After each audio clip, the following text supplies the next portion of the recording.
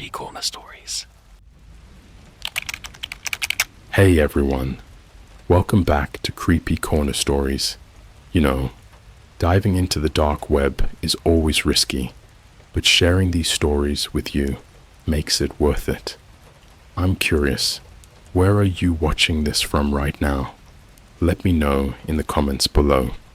I noticed that these kind of stories hit differently depending on where you are. It might make the experience a little creepier. So tell me, are you watching from the safety of your home or somewhere less secure?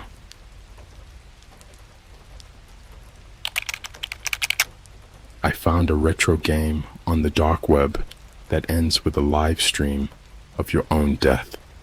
Yo, I never thought I'd be one of those people with a horror story that sounds fake, but it happened.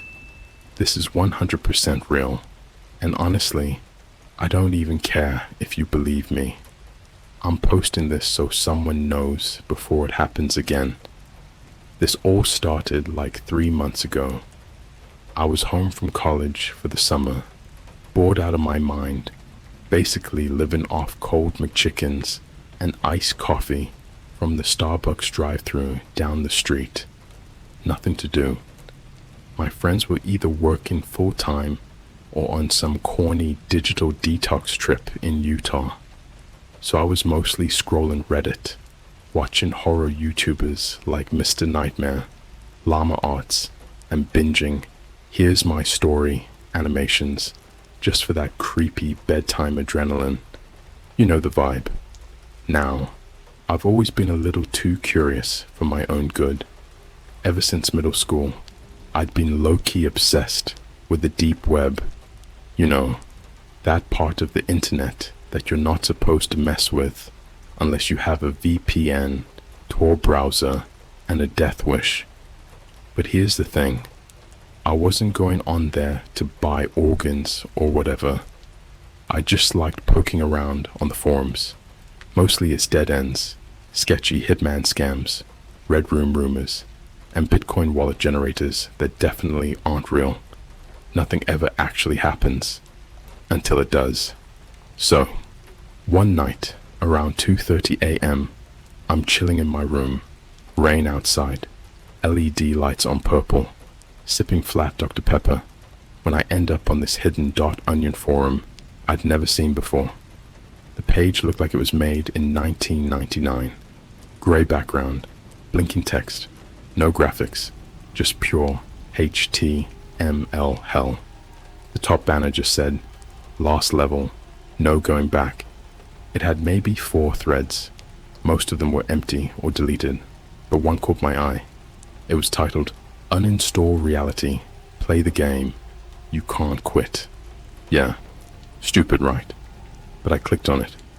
Inside the post was a single mega.nz download link and this weird ASCII art of an old school NES controller with an eyeball in the middle where the start button should be. Below it someone had written, there's only one player. If you're reading this, you're already in the game. First level loads tonight.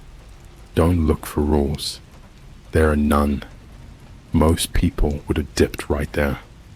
But like an idiot, I copied the link, opened it on my burner laptop, the one I use for all the sketchy deep web stuff, and downloaded the file. The game was called Level 0.exe. It was only like 87 megabytes, which I thought was weird. I scanned it with 4 different antivirus tools. All said clean, so I ran it. What popped up looked like one of those retro pixelated indie horror games that try to look like Earthbound or Undertale, but way more glitchy. The title screen just showed static with these flashing red letters. Level 0. The observer is waiting. Then it booted into this area, like a room. 4 gray walls, flickering lights. You control this little black pixel dude with a red eye. Think like NES graphics. Super basic. but everything felt wrong, like the sound was almost music, but not quite. It was this droning, looping static that made my skin crawl, kind of like those YouTube backrooms ambience videos, but more sinister. There weren't any enemies, no objectives, just a hallway that kept stretching forever. But here's where it got weird. When I paused the game, my webcam turned on by itself. I could see myself on screen, dead center of the game window, like a live stream embedded into the pause screen, and under it were the words, "You're the main character now." I freaked out and slammed my laptop shut. I thought maybe I triggered some kind of webcam bug, like those sketchy Trojan viruses, but the laptop was offline, no internet, and the light on the webcam stayed on for a full minute even after the screen was black. The next morning, I wiped the laptop, full format, reinstalled the OS. I even took it to Geek Squad to double check. The guy said it was totally clean. No viruses, no remote access, nothing shady. I felt like maybe I imagined it. Just a mix of too much caffeine and too many creepy YouTube videos at night. You know when you get in that late night paranoia spiral? But then, 2 days later, the game was back. Same file, same name, sitting on my desktop like I never deleted it. And the folder was called Level 1, McDonald's is watching. Not even kidding. When I opened it, again, dumb, I know, it didn't start with the usual pixel hallway. This time, it loaded a real video, grainy CCTV footage of a McDonald's. Not just anyone either. It was the one near my house.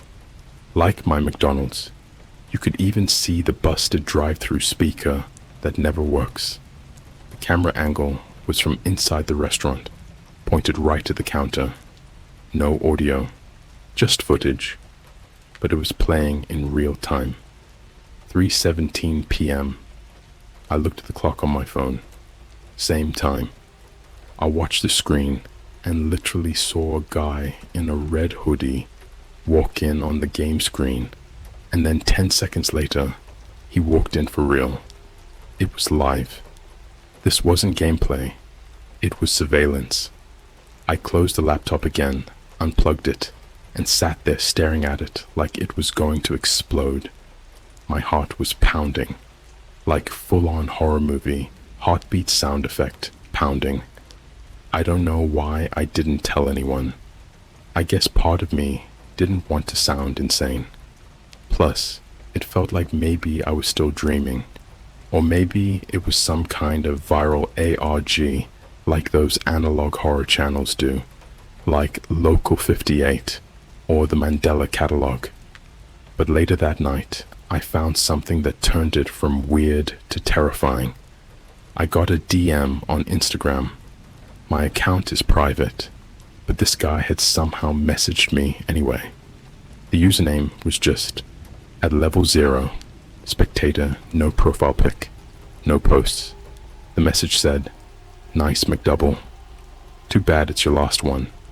Attached was a photo of me, sitting alone in my car in the McDonald's parking lot, from about 6 feet away, taken less than 2 hours earlier. I never saw anyone take that picture. I checked my phone, my windows, my car. Nothing. No suspicious cars nearby. No one following me home. But then I opened the laptop again, and now there was a new folder. Level 2. The live stream begins at 3:33 a.m.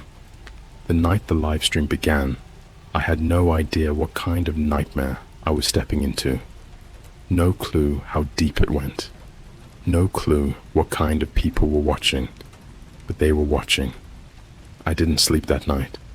I just sat at my desk, blinds shut, lights off, laptop screen dimmed low, watching the folder titled Level 2. The live stream begins at 3:33 a.m. sit there on my desktop like a loaded gun. It didn't open until exactly 3:33:00. I checked the seconds. At first, the screen was black. Then the stream kicked on, but it wasn't pixelated anymore. This wasn't retro horror nostalgia. This was live footage, high definition quality, infrared, night vision. But here's the part that made my blood run cold. It was a stream of my bedroom. Same angle as my webcam, but my webcam was off. Light wasn't even on. And yet, there I was, sitting at my desk, on the stream. I stared into the screen, and the screen stared back. Then I noticed the chat.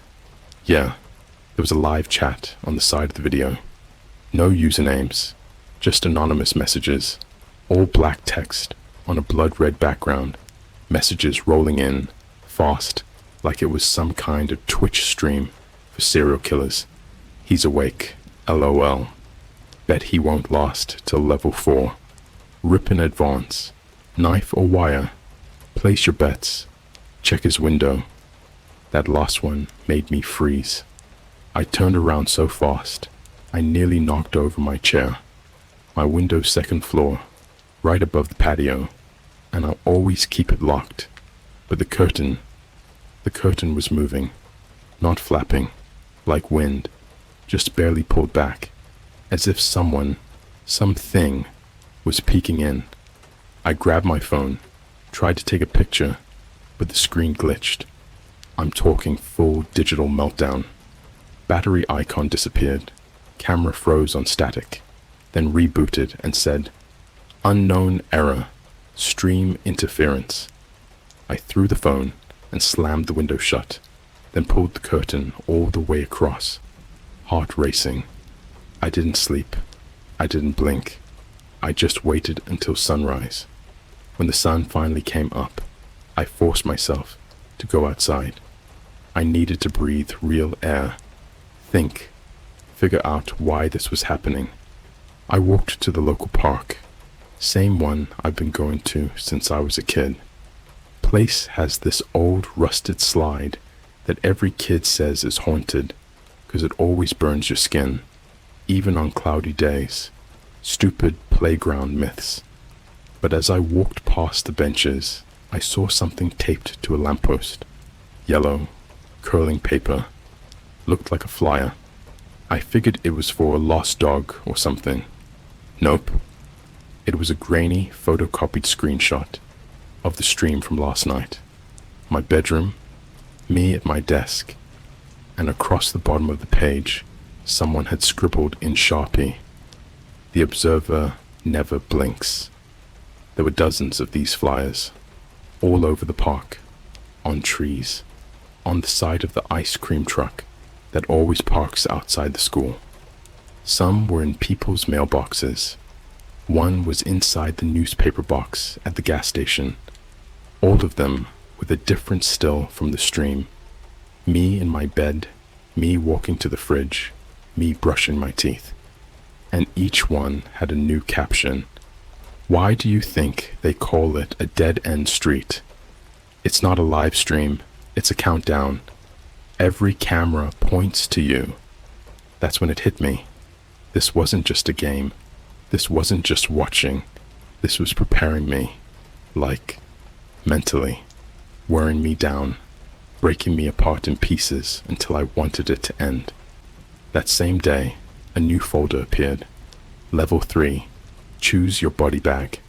I didn't open it at first. I just stared at it like it might explode. But curiosity, it's a disease. You know that feeling when you're watching a true crime doc on Netflix and they say, "Warning, graphic content ahead," and you still lean in closer? Yeah, I opened it. Inside was a .zip file. I extracted it and found 8 images. All were photos of me, but not selfies, not pictures I'd taken. These were taken without my knowledge. Different angles, different outfits, different days, some from weeks ago, but each photo had something off. In the first, I was walking home from the store. and there was a man in a plague doctor mask following me in the background. In the second, I was at Starbucks, but my reflection in the glass had no eyes.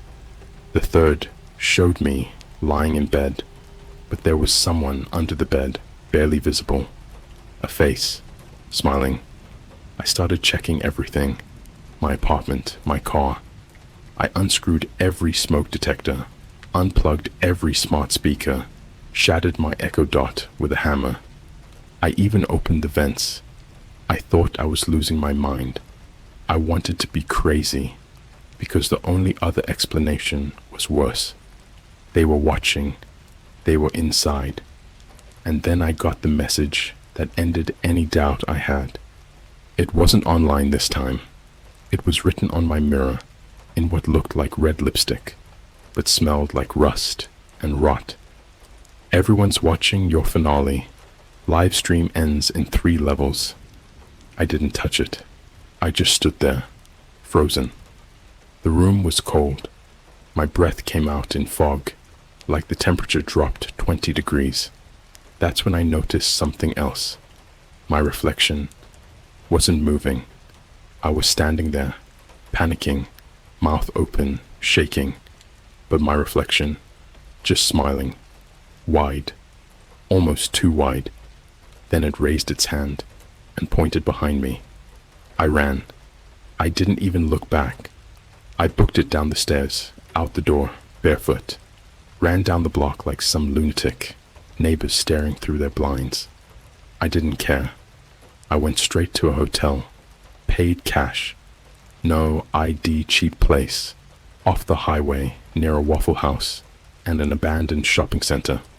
And for a while, it was quiet. Until 3:33 a.m., the TV in the hotel room turned on by itself. Static, then a voice, low, mechanical, like it was made from pieces of other voices stitched together. Next level unlocked. The viewers want blood. The screen showed a list of names, all usernames. Some were from Discord, some from Twitch, some from Reddit. Some were my friends. People I hadn't spoken to in months. Old classmates, ex-girlfriends. My mom's email address was in there, and next to each name was a symbol, either a knife, a noose, or a fire. I think it was their vote on how I die. Then the screen glitched. New message. You shouldn't have looked. You're the content now. The stream changed again, and this time, I wasn't in the video. The hotel room was empty. Instead, it was someone else, strapped to a chair in a basement, duct tape over their mouth, crying, eyes swollen shut, blood all down their shirt, twitching like they'd been shocked or cut. The chat was blowing up with emojis, clapping, laughing. I swear to God, I recognized them. He was a YouTuber, horror content, like me. He disappeared in 2022. People said he just burned out, went offline. But I saw the final frame of that stream before it cut out. A dark figure stepped into frame, holding a hammer, wearing a paper mask, with a smiley face, drawn in what I pray was paint. On the mask, written in marker, the live stream never ends, it just switches hosts. Then, black screen. One final message. Next, you. And my laptop exploded into static.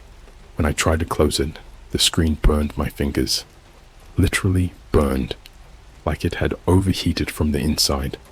But no power source, no charger. The battery was dead the whole time. I left the laptop in the hotel room and ran. And now I'm here, at a public library, on a loaner PC, typing this as fast as I can.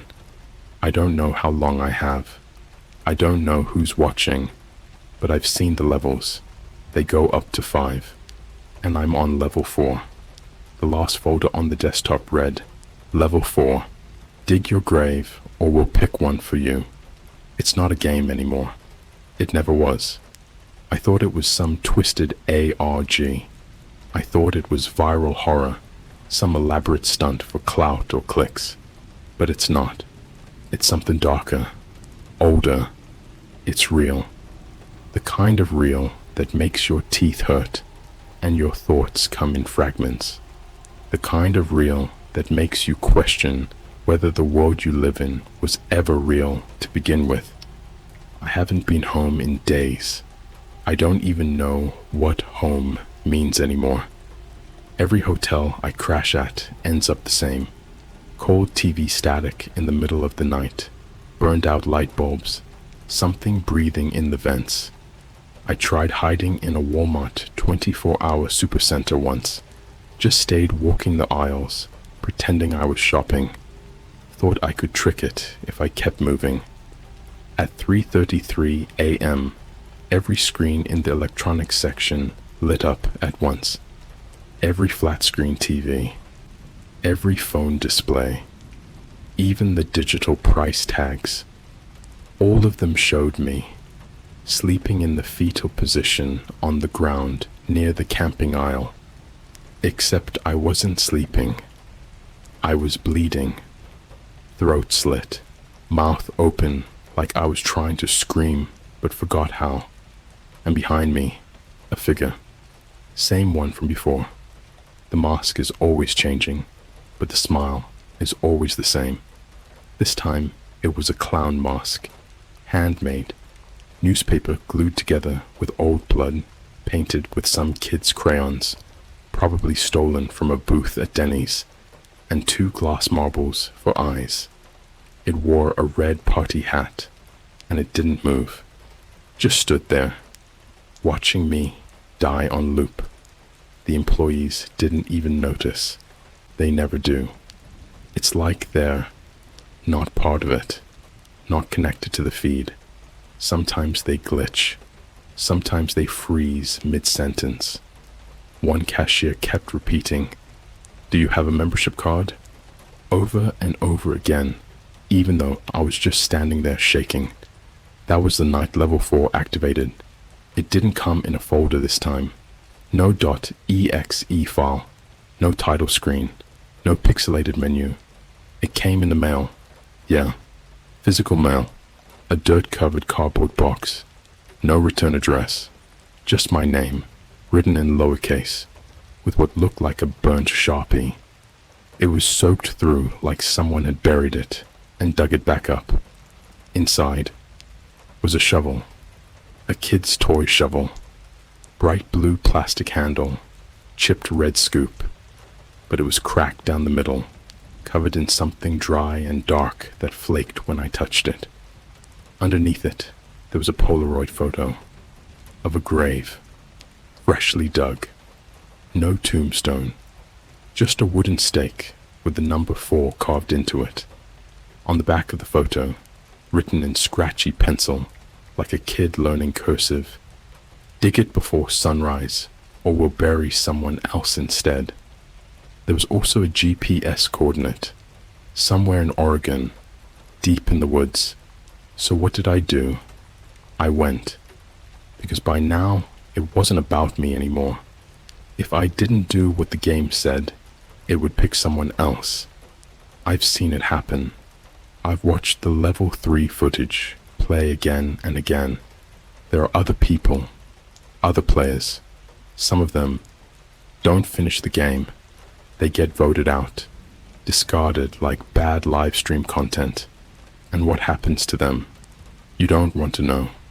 So I drove, rented a car under a fake name, stopped for gas at a station in the middle of nowhere, and the pump screen glitched and said, "You're almost there. Good dog." The air smelled like dirt and pennies. When I got to the coordinates, I had to park and walk the rest of the way. The forest was silent. Not just no animals, silent. Dead silent. No wind, no bugs. Just the sound of my own breath and the dirt crunching under my boots. And then I found it. The grave. It looked exactly like the photo. Same crooked stake. Same overturned earth. Someone had already started digging. The shovel marks were deep, like whoever was here before me had been in a hurry, or panicked, or both. I started digging. It was almost hypnotic. Every scoop of dirt felt heavier than the last, like I wasn't just digging into the ground, I was digging into myself, my memories, my fears, my regrets. I don't know how long I dug, but eventually, I hit something. Not wood, not stone. Something soft, like plastic. I cleared the dirt and uncovered a body bag. Full-sized, black, heavy-duty zipper, tied shut with red string in the shape of the same symbol from level 1, the NES controller with the eyeball. I didn't want to open it.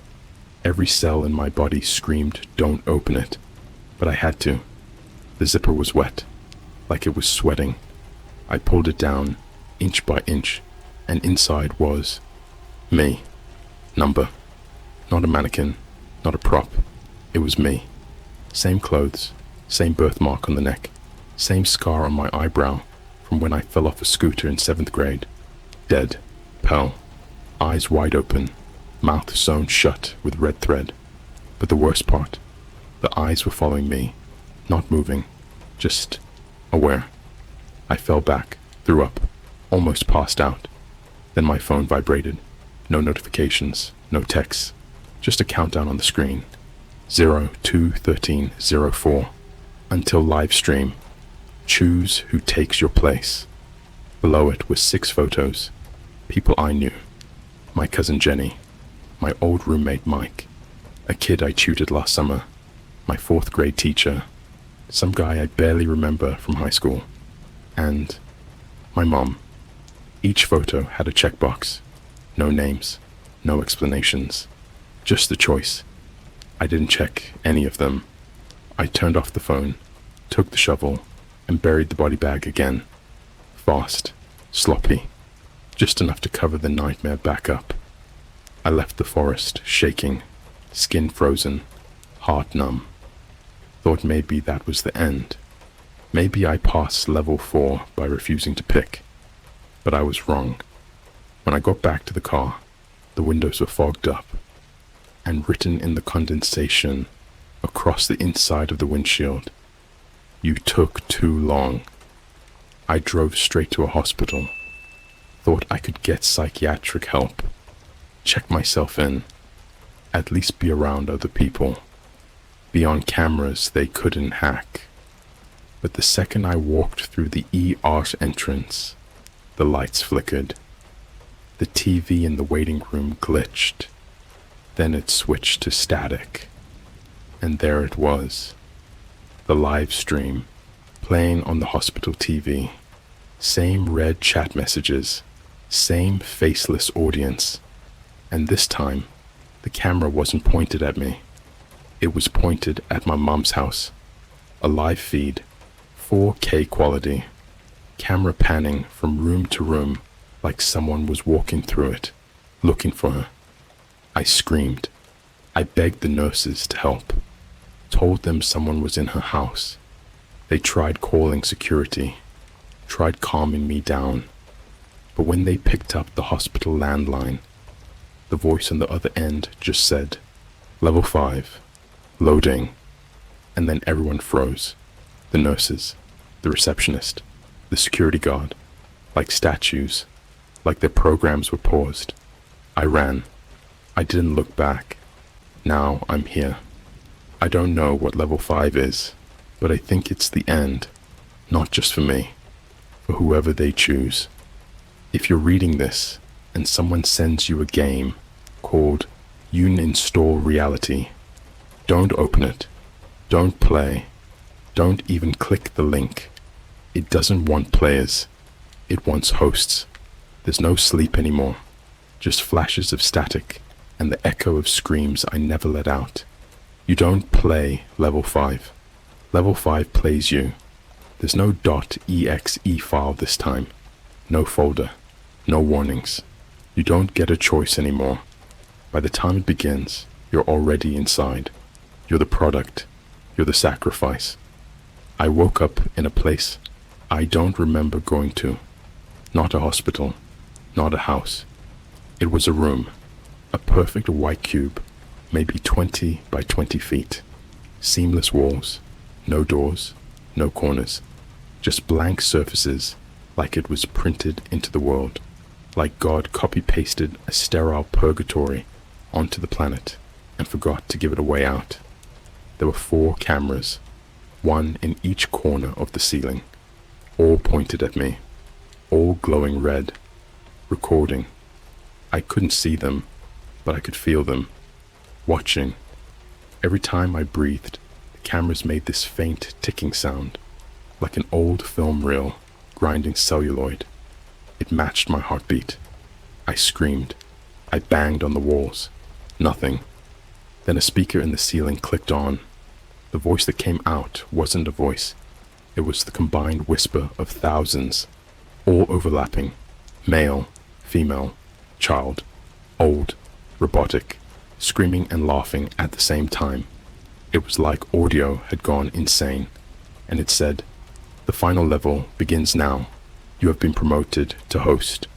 I didn't understand until the floor lit up. It was a touch screen, the whole thing, giant, glowing red like a stage beneath me. Then, one by one, videos began appearing on it. Live videos, security cam footage, bedroom webcams, mall elevators, ring doorbells, street corners in Tokyo, Paris, Cleveland, cafeteria cams, hospital nurseries, thousands of people living their normal lives, and each one had a checkbox, and under each checkbox the words, "Choose one to replace you." And then I realized what level 5 was. It's not a death, it's a transfer. The game doesn't kill you, it replaces you. The host becomes the viewer, and someone else takes your place in the box. If you don't pick, the box becomes your tomb. But if you do, if you pick someone else, they go in, and you go free. That's the sickest part. That's how they keep the game going. The only way to survive is to make someone else the product. And I was sitting there, barefoot, shivering, crying in that white box, watching 1,000 normal people live their boring lives. One girl feeding her cat, some guy microwaving chicken nuggets, a teacher grading papers alone in a classroom. Every one of them had no idea. They didn't know their face was on a floor screen in a concrete cube underground, waiting to be chosen. They didn't know someone was watching, desperate, deciding. The screen beeped. "You have 9 minutes left." The camera zoomed in slightly. The whispers got louder, faster, begging. "Pick one. Just one. Do it. Do it. Do it. It's them or you. They won't even feel it. She's old. Pick her. He's a criminal. Look at his tattoos. The child. The baby. No guilt. No pain. Pick, pick, pick, pick." I tried closing my eyes. I tried screaming again. The floor beeped again. The screen zoomed in on one person. My mom, sitting alone on the couch, watching TV. The news was on. She was knitting. She looked tired, sad. She probably thought I was dead. I probably was dead. I don't even know anymore. And then, her feed lit up. Bright red border, selected. Default replacement initiated. "No," I whispered. I dropped to my knees. I tried tapping other screens, unchecking boxes, dragging my hand across the video panels like I could erase them. Nothing worked. Auto selection in 30 seconds. And then the door appeared. A seamless part of the wall peeled open, revealing a hallway. Metal, rusted, narrow, like something out of a submarine. A single flickering light overhead. Cold air pouring in. A smell like mold and bleach and meat gone bad. And at the end of the hall, someone was standing there, not walking, not moving, just waiting. Tall, too tall, bent backwards like its bones were confused. A full suit of what looked like stitched together security uniforms, name tags ripped off. Its head was a TV screen, and the screen was showing me, not me now. Me, age 6, crying in a sandbox. Then me, age 11, looking out a classroom window. Then me, in high school, staring into a cracked mirror with a black eye. My whole life, every moment I forgot, every failure, every humiliation, every broken thing inside me, broadcast for it to see. And then the hallway got shorter. No, the thing got closer. Fast. No movement. Just closer. Like the space around it shrank. The floor went black. Every video disappeared. Except one. My mom's. Now she was standing. Now she was looking directly at the Ring camera. Now she was mouthing something. I squinted. Over and over. 4 words. Don't let it win. I turned. The thing was in the room now. I didn't hear it enter. Didn't see it move. It was right next to me. It raised one hand. Fingers long and dripping. Not blood. Something black. Like burned oil. And it pointed at the last screen. Then to the center of the floor. A message appeared. Sacrifice yourself to end the stream. Replace no one. Choose pain over power. It wasn't a puzzle. It was a test. And I failed. I don't know what came over me. Some primal survival instinct. Some selfish rot buried in my gut. I tapped a screen. Random didn't even look. It beeped. The door opened fully. And I was free. I woke up in a hotel bathtub 3 states away.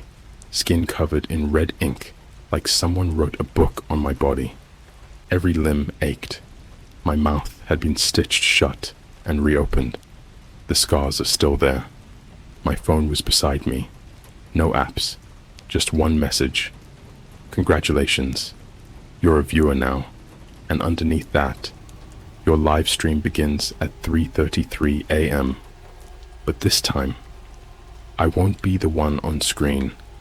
I don't know who I picked. But if you're reading this, and you wake up in a white room with no corners and red lights blinking, run. You never really stop playing. That's the part they don't tell you. The stream doesn't end when you close the game. The game becomes you. You are the stream. You are the host. You are the content now. Every breath, every blink, every twitch in your sleep. They're watching it. Somewhere, someone is laughing at it. Someone is voting on what happens next. Someone is rewinding your last moment of peace to watch your smile die again. They call it a game, but that's a lie. It's a ritual, a broadcast to something older than the internet, something we fed with cameras and screens and usernames until it grew eyes in every screen and fingers in every wire. I know, because I saw it. After I chose, after I tapped the screen and sent someone else into the box, I woke up in a world where everything is fake now. I see the viewers, not just online, not just in the chat. I mean, in person. They wear people like costumes. You've seen them too. I promise you have. The barista who doesn't blink. The man who laughs at nothing in the train.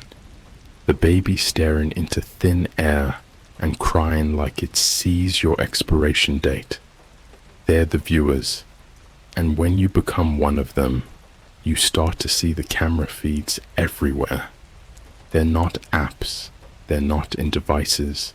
They're in reflections, in puddles, in the way a glass of water vibrates when you whisper a name you shouldn't know. It's been 3 weeks since I escaped level 5. I haven't slept more than 15 minutes at a time. Every time I close my eyes, I wake up somewhere new. Never more than 5 feet from a camera. Always being recorded. Always mid-sentence. like I walked into someone else's scene and forgot my lines. I stopped trying to fight it. Now I watch. That's what they want. That's what the final level is. It's not about death. It's about becoming them. It started slow. The first week, I'd see the screen appear in the corner of my vision, never fully there, always hovering, like it was burned into the edge of my eye. I'd blink and see chat messages floating over people's heads. He's going to snap today. Bet he kills the clerk. Watch this. Watch this. Watch this. The second week, it got worse. The screens followed me home. Every mirror turned into a live stream. Even the toaster reflected my face from different angles. I was being filmed from places that shouldn't exist. Behind my back, inside my throat, from inside my skull. The third week, they gave me my first assignment. It came in a plastic bag, hung on the doorknob of whatever run-down motel I was haunting that night. Inside the bag, a disposable phone, a knife, a USB drive, and a note. Viewer number 4581, stream key approved. Your host has been selected. Go live at 3:33 a.m. or be terminated as feed disruption. I plugged in the USB. A file played. It was footage. Surveillance. Just like before. A boy. Maybe 16. Red hoodie. AirPods. Lives in a foster home in St. Louis. Favorite drink is Mountain Dew Code Red. Plays Minecraft every night until 4 a.m. He was chosen. By me. His name is Evan. I remember that because the final clip on the USB was a webcam video of him reading an email from a game forum. He was smiling, excited. He clicked a download link, and then the screen glitched, and he said, "Wait, why is my camera on?" That was 2 days ago. I tried to fight it. I threw the USB into a sewer grate. I snapped the knife in half and flushed it piece by piece. I stomped the phone under my boot until the battery popped and hissed smoke. But that night, I woke up outside his house, standing, knife restored, phone in my pocket, USB reassembled in my hand like it had never left. My body was moving on its own. My hands weren't mine. They twitched with someone else's curiosity, someone else's cruelty. My mouth smiled without my permission. I knocked on the door. He answered. Evan. He looked at me like I was familiar. He looked at me like I was a YouTuber he watched every night, or a Twitch streamer he donated to once when his mom was asleep. He said, "Are you from the forum?" I said nothing. I stepped inside. The cameras were already on, red lights blinking from every angle, in the corners, in the power outlets, behind the fridge magnets, in the eyes of the family portraits. And I started to cry, because I realized the truth.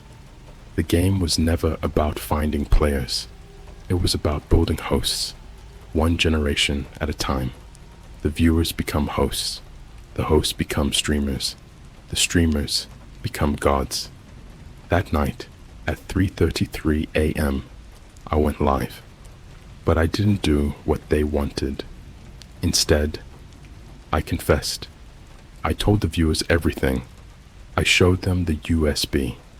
I told them what the game is, what the levels mean, how it's all a recruitment system for something that feeds on our attention like meat. And you know what happened? They loved it. The chat exploded. Best content in years. Real tears. Authentic. AF. He's breaking the fourth wall. OMG. Bet the twist is he kills himself. Live lol. Peak horror arc. Don't cancel him. Subbed. Notifications on. That's when it hit me. You can't warn anyone. Because when you show them the horror, it becomes entertainment. No one saves you. They just sit back and watch. Evan didn't die that night, but someone did, because the stream required a sacrifice. Every stream does. So I offered something else. I offered you. Whoever's reading this, whoever's following along, whoever's been hooked since part 1, I left a link in the source code of this post. It leads to a game, a file called level0.exe. It's clean, no viruses. It'll even pass through your antivirus like it doesn't exist. But when you open it, the webcam turns on, and you'll see yourself on screen, and the words, "The final viewer is you," because it is, because you've been watching too long, and now it's your turn to go live.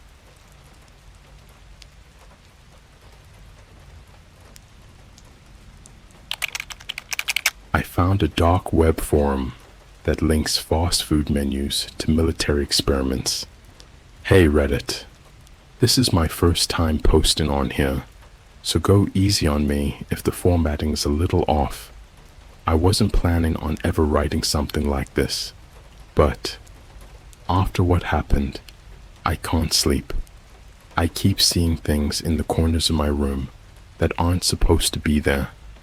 I need to talk to someone, and I know how this sounds, but please, just read all the way through before judging. This isn't a creepypasta. This isn't a joke. I really think I got too deep into something I was never meant to see. So, this all started 2 months ago when I was laid off from my job. I won't say the company name, but it was a tech startup in San Francisco, pretty big on TikTok for our nap pods and robotic baristas. Anyway, the company crashed overnight. Found out later the founder dipped to Bali with all our funds. Classic. With rent overdue and no job, I started spending way too much time online. I was on Discord, Reddit, Omegle, even BeReal like 5 times a day, scrolling through TikTok until my eyes burned. I was bored, broke, and desperate for some kind of thrill to distract myself. That's when I reconnected with this dude from high school. Let's call him Matt. He was always weird, but harmless. The type to bring his laptop to McDonald's and code for hours like he was in a movie. Anyway, Matt and I started talking again through Instagram DMs. At first it was chill.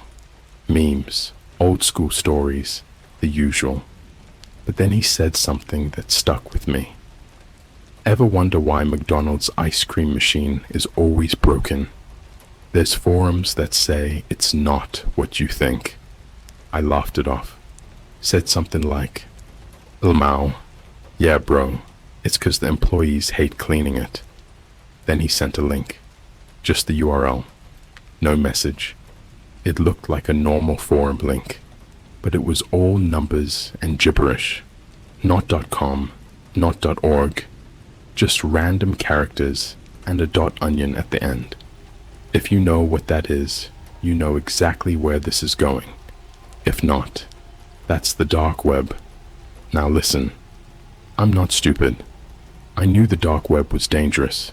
You hear all the stories, red rooms, hitmen, organ trading, whatever. But this didn't look like any of that. The title of the page was literally Consumer Palettes and Military R&D, a hidden connection, and it looked old, like early 2000s, forum old. White background, blue hyperlinks, usernames like MKULTR4me and Nugget Nemesis. The main thread that caught my attention had the title, Starbucks latte foam equals sleep regulation experiment. Documented. Another one was McRib returns equals controlled aggression test. Patterns charted. At first, I thought it was satire, like someone's weird ARG or conspiracy LARP, but it didn't read like a joke. There were entire spreadsheets of supposed military dietary codes matched with fast food items. It went deep. There were even Reddit usernames posted with timestamps. I saw one that said, U/Church H ate 2 McRibs on June 13th, 2021. Engaged in altercation at Dollar Tree 45 minutes later. Video evidence available. And here's the fucked part. I remember that Dollar Tree fight. It went viral on Twitter. 2 guys in Florida beating each other with pool noodles while screaming about time travel. Everyone laughed it off, but this forum said it was a triggered response. I swear I didn't believe it at first. I clicked out, cleared my cache, uninstalled the Tor browser, went back to watching YouTube like nothing happened, until I went to McDonald's the next week. This was in Daly City, right off the 280. I'd been going there since high school. I wasn't thinking about the forum. I just wanted something cheap. I got a large fry and a McChicken, sat down near the back, headphones in, scrolling TikTok. That's when I noticed the guy across from me. Slicked back hair, Bluetooth headset, absolutely locked in on a laptop. He was watching footage of what looked like a surveillance camera inside a Chick-fil-A. I caught a glimpse of the screen when he got up to refill his drink. There were notes under the video. Subject D17 exhibits delayed fight or flight, post-spicy deluxe consumption. Possible immune compromise? I swear to God, my stomach dropped. I thought it was a coincidence, until I saw what was written on the side of his laptop in faded Sharpie. Nugget Nemesis, the same username from the dark web forum. I left immediately, walked out, didn't even finish my fries. Later that night, I opened Instagram and saw a message request. It was from a new account with no followers. Profile pic was just static. The message said, "Saw you at MCD's. You've already consumed test item M-R9. Observe symptoms in 12 to 24 hours. Report all changes." I blocked the account. But the next day, weird shit started happening. I had a nosebleed for the first time in my life. My jaw kept locking up randomly, and every time I heard the McDonald's jingle, whether on TV, TikTok, or even from that weird drive-through remix on SoundCloud, my eyes would water, not from crying, like they were reacting to something chemical. Then, on day 3, I got another message from Matthew. No yo, or what's up.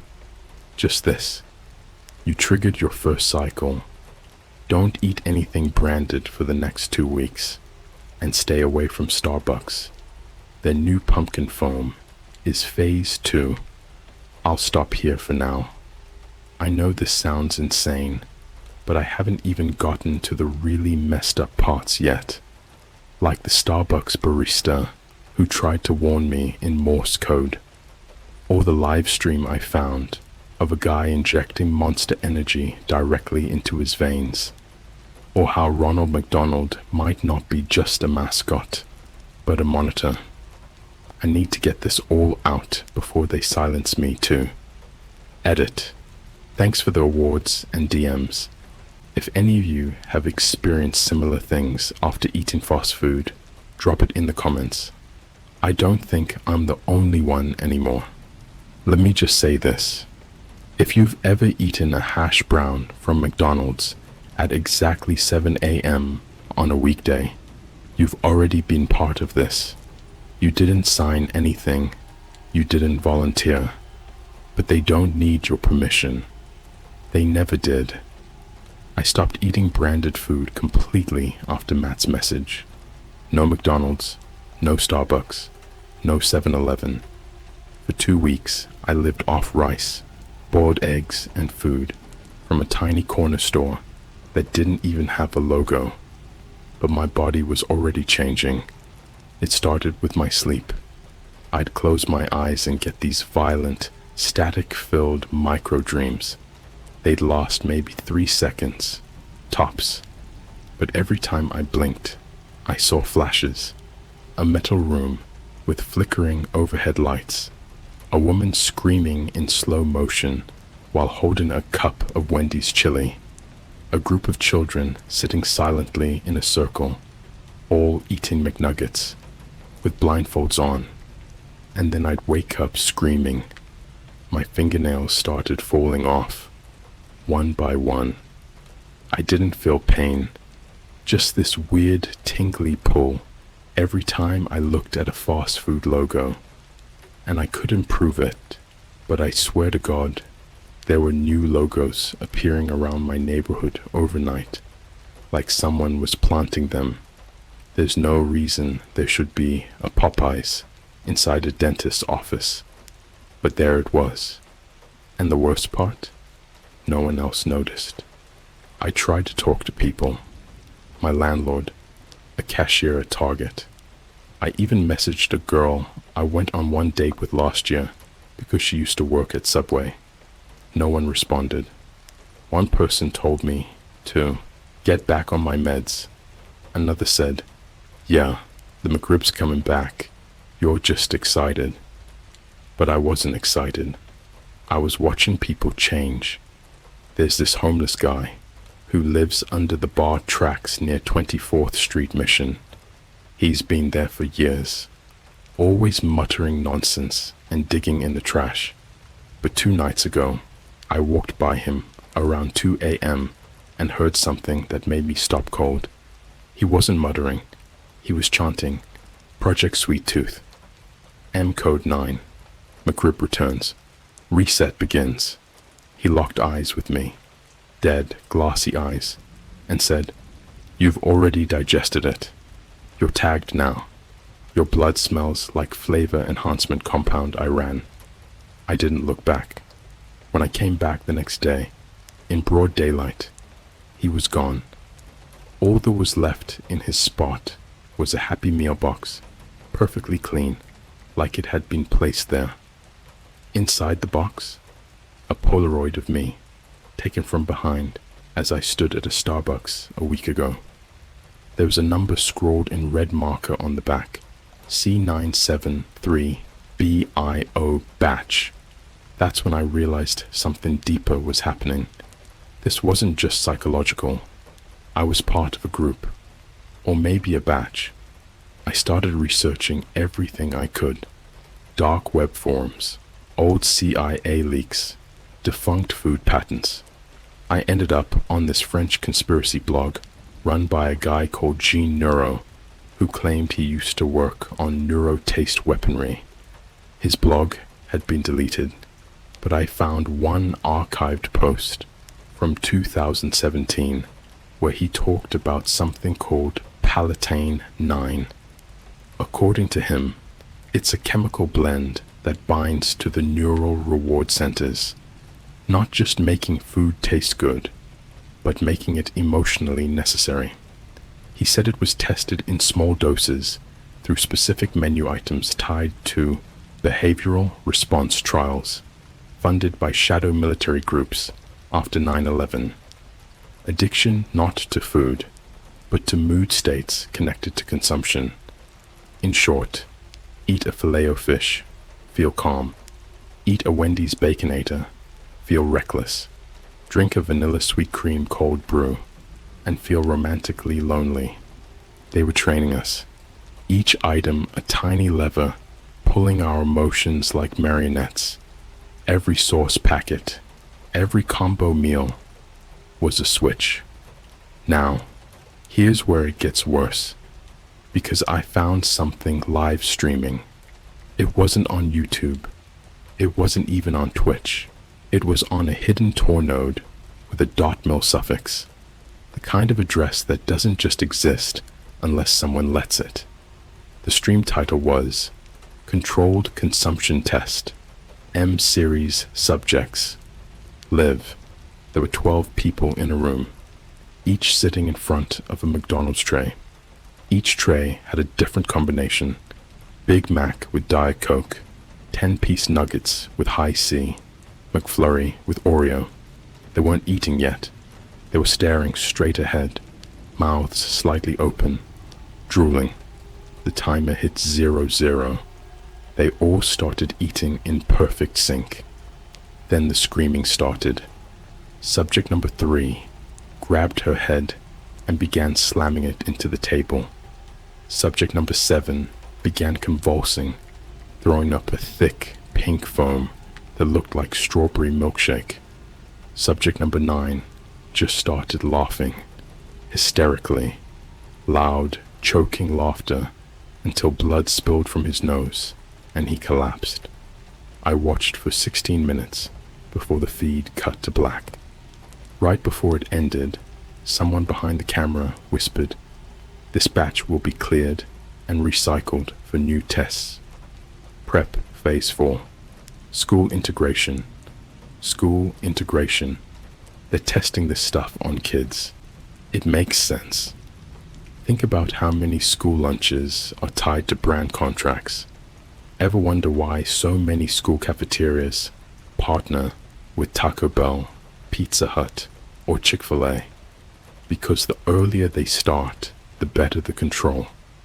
Last week, I followed a black SUV that pulled up to the Starbucks near my place. 3 guys in suits got out. Not government suits. The kind of cheap, stiff suits that scream security for hire. They carried a crate into the back, not through the front entrance, but some hidden delivery door. I snuck around and peeked in through a broken vent. Inside, a guy in a lab coat, full-on lab setup, beakers and digital scales, was pouring powder into a jug of pumpkin spice syrup. He looked up, saw me, didn't blink. He held up a small vial toward the vent. It had a red label: P-foam, neural dampening trial, inject batch. I didn't stay. I ran home and locked every door. Then came the worst night of my life. I woke up to the sound of my front door unlocking, not breaking open, unlocking like someone had a copy of my key.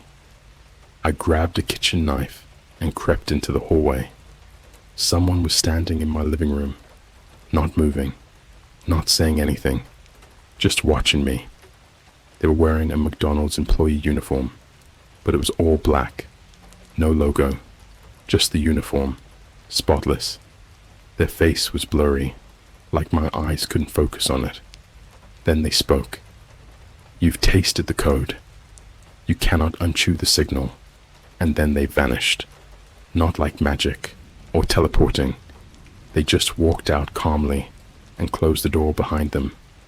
I opened the door 2 seconds later, and they were gone. No footsteps, no car, nothing. But on my doormat was a Happy Meal toy. It was a tiny action figure of Ronald McDonald, but the face was scratched off and replaced with a camera lens. I haven't left my apartment since. I blacked out every window. My phone's on airplane mode. I use a VPN just to check Reddit. I don't eat. I don't sleep. But I'm watching. And I know this post might be the last thing I ever upload, because this goes deeper than food. It's about behavioral warfare. It's about consumption as compliance. And if you've ever wondered why you keep going back to fast food, even when it makes you sick, even when it ruins your sleep, even when it gives you chest pains, you're not addicted. You're being processed. Lock your doors. Stay away from the golden arches. And for the love of God, don't drink the new pumpkin foam. Let me make something painfully clear before you even keep reading. This is not entertainment. This is not a creepypasta or an ARG or a twisted Luna-style story with a quirky ending and creepy background music. This is a confession, a warning, and maybe the last thing I ever write before my organs stop recognizing themselves. I haven't seen sunlight in 23 days. I haven't eaten in 10. My reflection doesn't match me anymore. And every time I blink, I see the face of a boy who never came out of the Burger King on Grand and Westlake. It started with the smell. Not like something rotten, not like spoiled food or garbage. This was sharper, more chemical. Imagine burnt maple syrup mixed with blood and Febreze. It started leaking from the air vent above my desk. I stuffed a towel into the slats, but it came from inside my walls. Like whatever that smell was, it was alive, and it was moving. I stayed in the bathtub for hours that night, knife in hand, blackout curtain draped over my body like a corpse top. I kept hearing static, real static, not in my head, the kind of harsh electronic hiss you hear on old radios when they're caught between two military signals. Then, around 3:33 a.m., a voice crackled through the drainpipe. You were never approved to witness stage 4, but we appreciate your curiosity. Then silence. Then screaming. But not mine. The next day, I broke. I left my apartment. I didn't care if they were watching. I needed to see the world again, to make sure it was still there. I wore 3 layers of clothes, a hat, sunglasses, and a disposable mask I'd rubbed with garlic, salt, and lavender. Anything I could remember from Reddit posts about repelling frequencies.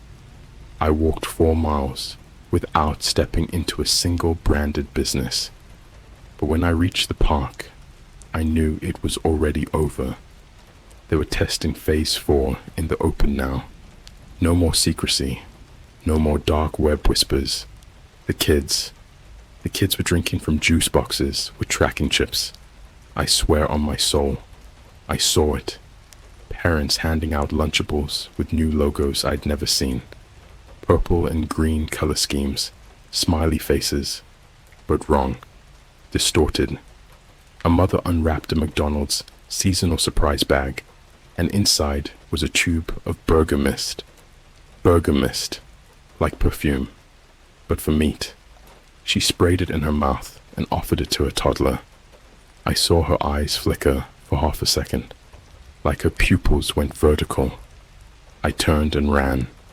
When I got home, my apartment had been entered.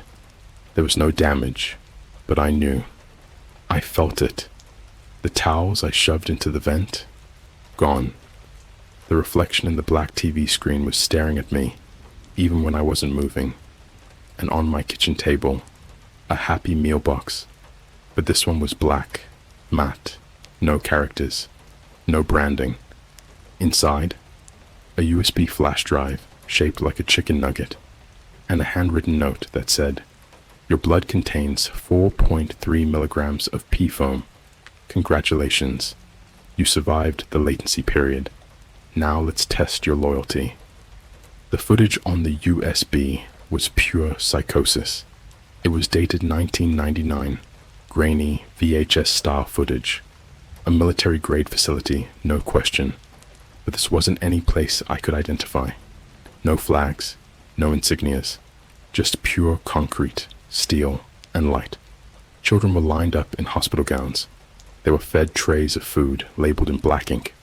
Batch 1, A, Wendy's Spicy. Batch 2, D, Taco Bell Crunch Stimulant. Batch 4, EF, Dairy Queen Neurodilutant. After 15 minutes, each child was escorted into a room called the Echo Chamber. No windows, just a steel door and a red light. They went in smiling. They came out ruined. One girl came out and immediately tried to eat her own fingers. A boy started sobbing and whispering. Ronald said, "I'm not real." Ronald said, "I'm just seasoning." Another child began repeating the phrase, "Arby's made me forget my name." And the staff? They didn't react. They took notes. They smiled. They refed them. It wasn't testing. It was programming. It's conditioning us from childhood to associate chemical trauma with comfort food. So when you're sad, what do you crave? Not therapy, not family, not real connection. You crave something you were trained to associate with false safety. A chicken sandwich, a frappuccino, a Crunchwrap Supreme. And when those cravings become strong enough, they can inject commands through them. Emotional override sequences, memories replaced with flavor. It's not sci-fi. It's behavioral reality. We're walking circuits, and every combo meal is a line of code. I started digging deeper. I went back into the dark web with 5 proxies and a burner laptop I built myself. I found a forum post titled Operation Pepto, Weaponizing Post-Consumption Disassociation. It had a ZIP file attached. I downloaded it. Inside was a PDF dossier that broke me in half. It detailed a covert military program that began testing syrup additives in early 2005. The original target, amusement parks. The goal, create a population that could witness horror, violence, death, and feel nothing. You ever wonder why theme park food always tastes weird? Why you can smell churros and hot dogs before you even see them? That's not a marketing trick. It's calibration. It opens your brain's sensory pathways so that what you see, roller coaster accidents, costume characters glitching out, security dragging away someone screaming, just bounces off. Doesn't stick, but it gets worse. Because the document showed actual case studies. One involving a child who died inside a Disney World mascot suit, suffocated in the heat. The suit kept waving. For 12 minutes after the kid stopped moving, no one noticed. Why? Because the food court was testing a new experimental funnel, cake compound. Funnel, cake, compound. Last night, I was contacted again. A man in a long coat followed me on foot for 6 blocks. He walked like his bones were installed backwards. Jerky. Off. He finally approached me under a flickering 7-Eleven sign and handed me a napkin. On it, scribbled in fast, erratic handwriting, "You've been marked by the flavor men. They harvest your cravings to rewrite your will. You are no longer immune. Run before phase 5. Inhale begins." And then he bit off his own tongue and ran into traffic. I don't think I'm going to survive. My teeth are soft. My veins itch. I can hear fizzing in my skull every time I think about Chick-fil-A. And last night, my doorbell rang. On the camera feed, I saw 3 figures, no faces, just mascot suits. Ronald McDonald, Wendy the Burger King, but their eyes were empty. One of them lifted a gloved hand and held up a receipt. The name on it. My name. My full legal name. The receipt said, "Order completed. Next meal begins." Soon, I'm uploading this now before my hands stop listening to me. If you see a new fast food menu item advertised, especially if it's limited edition, seasonal, or lab-inspired, don't eat it. Don't smell it. Don't even look at the poster. They're watching through the grease, and you're just another variable in the next test.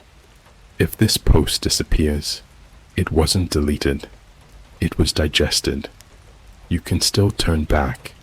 Seriously, you're already infected by proximity. Just reading this, there's a flavor signal in the language. That's why you can't stop. Why your fingers are cold, but you're sweating.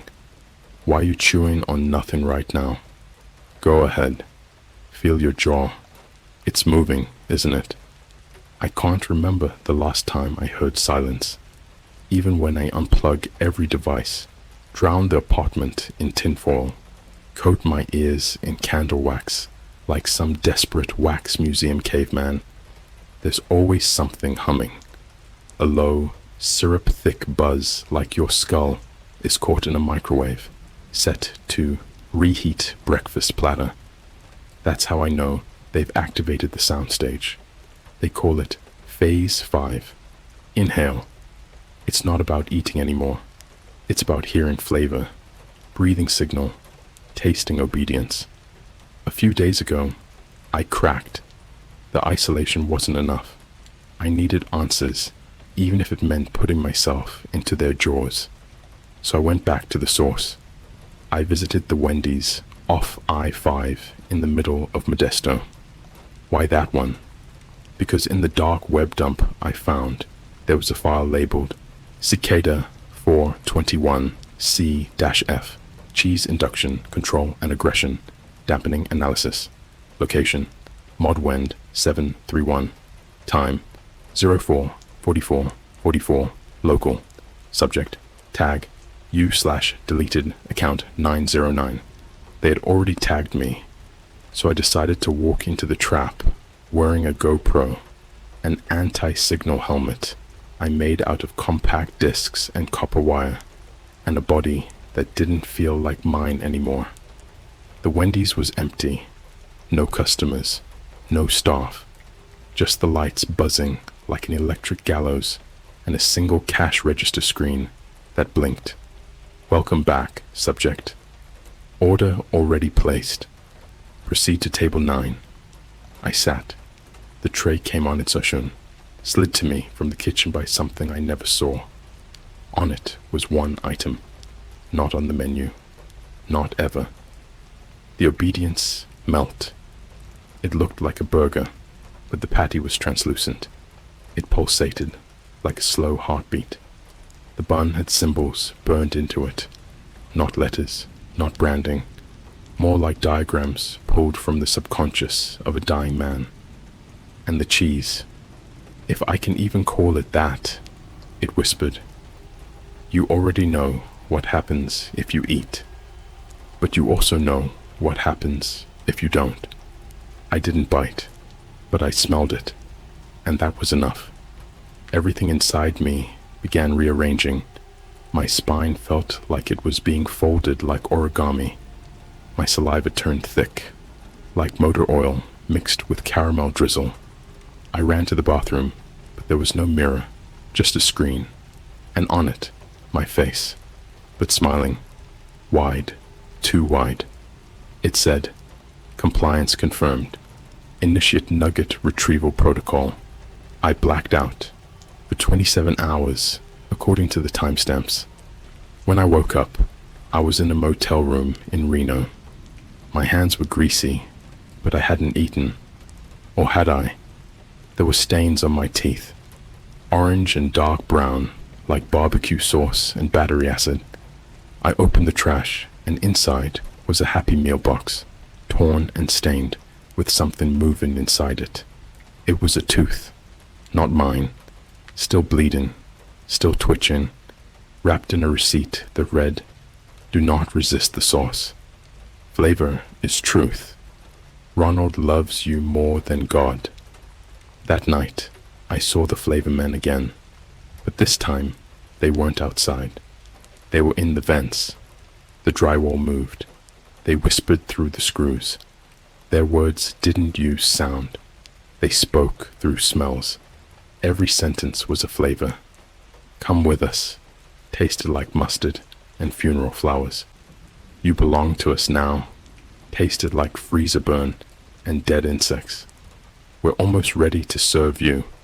Tasted like home, if your home was made of grease and betrayal. I ripped the fire alarm off the wall and shoved it into my mouth just to drown it out. I cracked a molar. My gums bled, but it worked. For 12 minutes. Then came the barking, not from a dog, from my fridge. It bellowed, like some deep sea creature was stuck inside. And then I heard myself inside it. You liked the fries.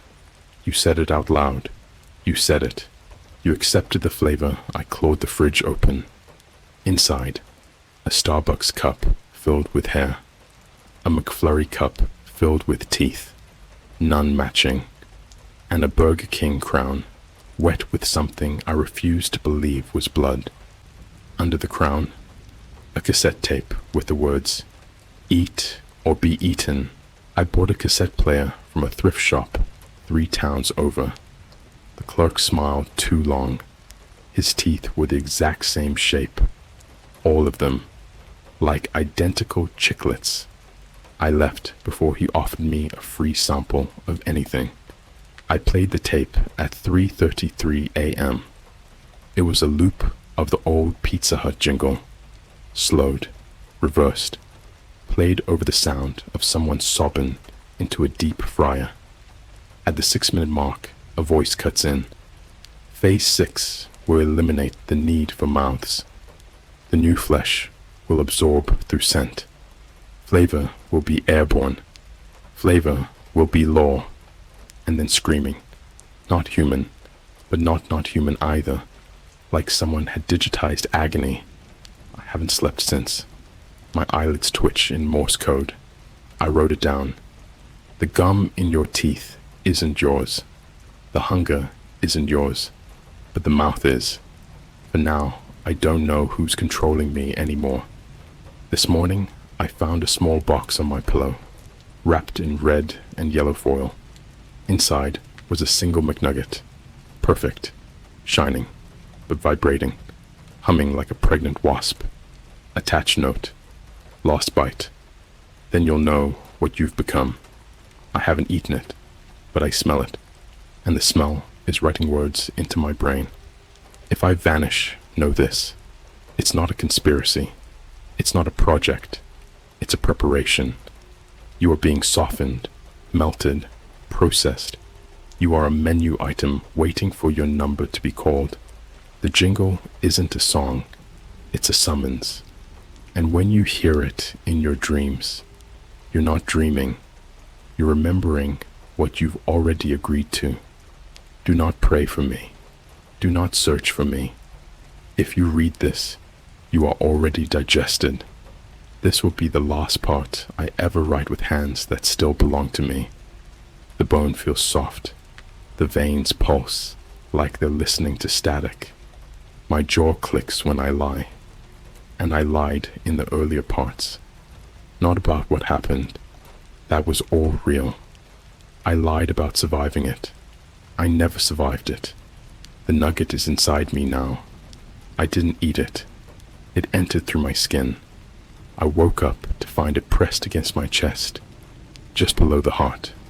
My shirt had melted. My skin had opened, like a slit made for it, like it belonged there. When I touched it, it wasn't warm. It was buzzing, buzzing with memories that weren't mine. A man strapped to a table in the basement of a Chuck E. Cheese, screaming, "I never wanted to taste the cheese," as something metallic and wet was inserted into his spine. A 6-year-old girl, twitching in a Walmart McDonald's playpen, while her eyes rolled back and a soft voice whispered, "Salt is memory. Salt is obedience."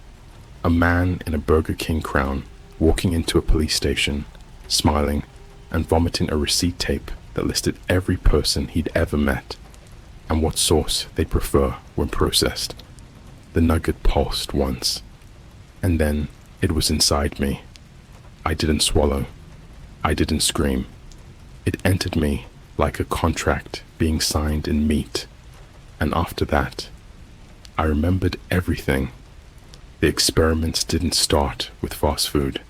They started with hospitals, feeding tubes, 4 bags, nutritional shakes. They learned they could inject emotional override compounds into patients and make them forget pain, forget faces, forget who they were. But patients were isolated, unreliable, slow test subjects, so they went wider. They partnered with brands, masks worn by the true architects, a military-industrial conglomerate known only as DFP, Digestive Feedback Protocol. It's not a conspiracy. It's a religion, a faith of hunger, a cult built around flavor as God. You worship it every time you say, I'm craving McDonald's. You tithe every time you post your lunch on Instagram. You kneel when you Uber Eats the combo you swore you'd quit. I now know what Phase 6 is. It's called craving ascension. It begins when your body no longer needs food, but still feels the emotional shape of it. They've weaponized that feeling, the shadow of the flavor, and turned it into a key. Once your cravings are strong enough, they can unlock parts of you that were never meant to be touched. I was taken last night, not by force, not with violence. They rang the doorbell, and I answered because I wanted to. Standing there were 3 figures in mascot suits, Ronald, Wendy, and the Colonel. But the suits weren't costumes. They were grown, living tissue shaped into familiar smiles. Their mouths moved with breath, even though no one was breathing inside. Ronald reached out with a glove made of flesh and plastic and fryer grease. He didn't speak. He handed me a bag, white paper, grease spots, no logo.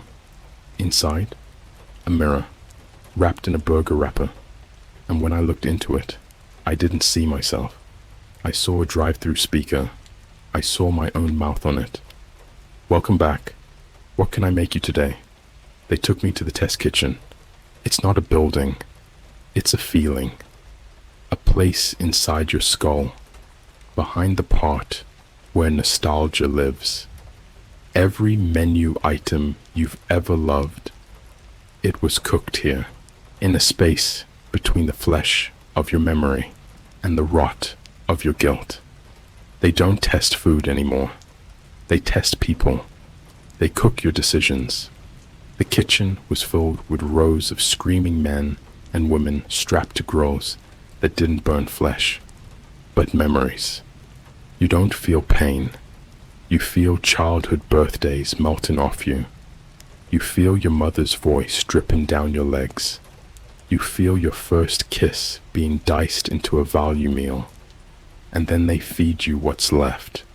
Not real food, but flavored versions of your regrets. A grilled cheese made of things you never said. A strawberry shake blended with your last good dream. A spicy chicken sandwich that tastes like your first funeral. I was forced to eat versions of myself until I forgot which version was the real one. When they were done, they rolled me into the freezer. It wasn't cold. It was silent. They call it the loyalty locker. Everyone who resists ends up here. Frozen, not in temperature, but in choice. No thoughts, no hunger, just flavor loyalty. You become a ghost ad, a walking, breathing promotion, a human billboard for the thing that devoured you. They inject you with a spore code, a strand of modified hunger DNA developed by a team of rogue nutritionists out of Stockholm in 2002. Once it's in you, you can never crave anything real again.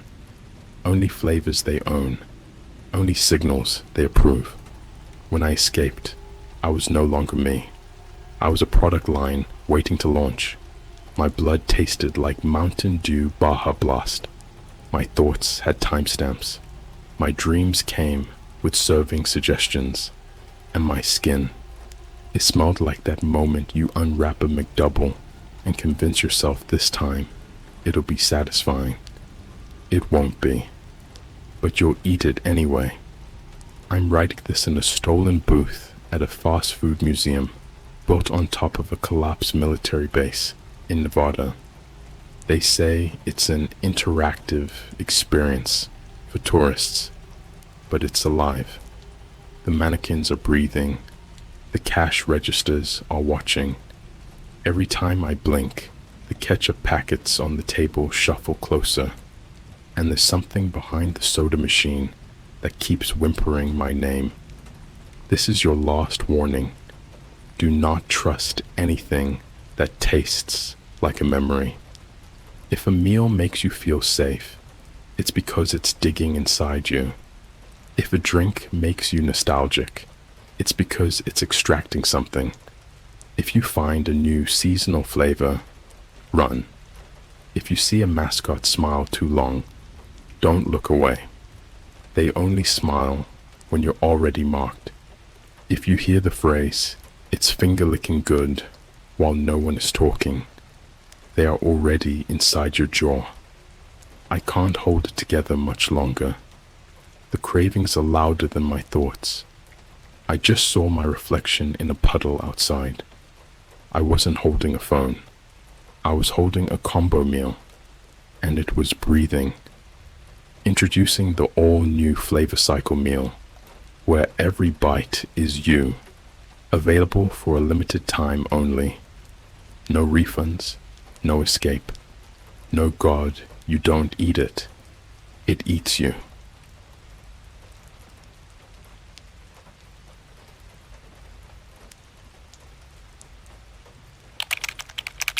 I found a dark web store that sells discontinued government tech. I think I bought a real memory wipe device. Alright, so I know how all of these stories start, and I swear this isn't going to be one of those "I was bored on a Tuesday and decided to go to the dark web" type of deals. This all started because of a freaking Instagram ad. Yeah, like, I'm being dead serious. This entire nightmare didn't come from some edgy hacker forum or some Tor browser scavenger hunt. It came from Instagram. It was like 3:30 a.m. and I couldn't sleep. You know that kind of sleep paralysis where your body's dead, tired, but your brain is scrolling Twitter, TikTok, YouTube shorts, all at once, like it's cracked out. Yeah, that. I had some lo-fi playing in the background, and I was deep into a Reddit rabbit hole about Mandela effects and banned military inventions when I flipped over to Instagram to check my DMS. That's when I saw it. It was one of those sponsored posts, but it didn't have any branding, just a plain black background with red pixelated text that said, "Lost time? Start over. Government discards. Direct to you. No tracking. No refunds." Underneath that was just a button that said "Visit site." And here's the thing. When I tapped it, nothing loaded. Just a black screen for like 10 seconds. Then Instagram straight up crashed. I'm not talking just the app. My entire phone restarted. At this point, I thought it was just a bug or like some phishing scam trying to steal my info, so I chalked it up to that. But later that day, when I got back on my laptop to do some freelance work, I noticed something weird. My saved tabs on Chrome, gone. Like all of them. Okay, whatever, maybe an update. But then I go to YouTube and suddenly my watch history is wiped. Not just cleared, like nothing was there. Like my account was made that morning. I even checked my Gmail activity log, and it said my last login was at 3:37 a.m., the exact time I clicked that ad. That's when I started getting curious. The rabbit hole. So for context, I've been on the internet for a long time. I used to mess around with old .onion forums back in high school. Nothing insane. Just urban legends, bootleg PS2 games, ghost cams, that kind of thing. But I know what the deep web looks like. I know how people move on there. But this was different. When I went into my search history to try and find the site from that ad, there was no trace of it. Not even a cached version. But I did notice something new. In my bookmarks bar, there was this weird symbol saved as a link. It looked like a sideways hourglass with a triangle through it. No text, no name, just that icon. Naturally, I clicked it. It opened what looked like a terminal interface, like something out of an old spy movie. Black background, green ASCII I text. A prompt popped up. Access granted. Welcome back, user 442C1, which is not me. Then the store loaded, the storefront. When I say store, I don't mean like Amazon or some shady eBay clone. This looked like a classified military terminal. Every item was listed as an asset, with a string of codes and a short description. Here's a few I remember. Asset 14. Emotional nullifier. Classified use. Only. Extremely unstable. Asset 37. Tactical temporal distortion. Field. Incomplete. Build asset 0. 6C. Individual memory partition device. Cleanse and reassign. Capable. Status. Damaged. And that last one? That's the one I ordered. Not because I believed it. Honestly, I thought it was like an ARG or a really elaborate creepypasta project. The item only cost $47, and they accepted Bitcoin, Cash App, or some sketchy crypto I'd never heard of. I paid with an old Cash App account I barely use. Within seconds, I got a confirmation email that just said, Asset 06C in transit. Use responsibly. No tracking number, no support contact, nothing. This is where I should have just logged off, thrown my laptop in a lake, something, but I didn't, because 3 days later, a box showed up at my apartment. The box. It didn't come through UPSS or UPS or even Amazon delivery. No logo, no return address, just a small brown box with a red sticker on top. Same hourglass triangle symbol from the bookmark. Inside was metal, like literal cold brushed steel. The device looked like a bulky old MP3 player with no screen, just a switch, a dial, and a trigger, like something you'd see in a 90s sci-fi movie, all boxy and heavy. There was also a note inside, handwritten in perfect block letters. Memory adjustment device. Use at your own risk. Point at subject. Turn dial to desired setting. Pull trigger. Clean after each use. No instructions. No manual. No charger. Just that. I'm not gonna lie.